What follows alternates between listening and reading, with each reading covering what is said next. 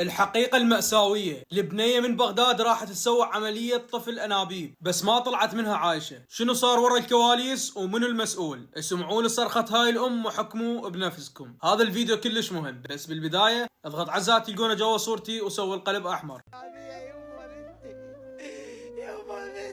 تو رحت هي تسحب لها بيض كل شيء ما يعني كل شيء ما كملتها وطلعتها وجبتها. من اجت هنا راسا لزمت بطنها، يمه بطني النوبه سخنت.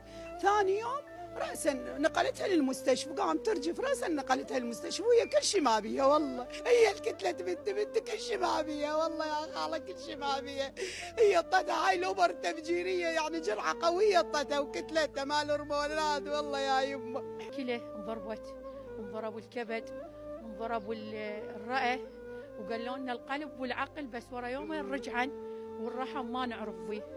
دموع هاي الأم المكسورة مو مجرد قهر، هاي صرخة بوجه كل إهمال استهتر بأرواح الناس. فلا تنسون تترحمون لها بالتعليقات وتشاركون هذا الفيديو حتى يوصل صوت الأم بكل مكان. اسمعوا لي الجوائز اللي بطاقة منصور سامي. إذا طلع لكم حرف الأس راح تربحون سيارة، إذا أسوا بي بيتو سيارة، إذا كلمة منصور فراح تربح لاند جروز، وإذا كلمة موبايل راح تربح موبايل. واحد مصداقية.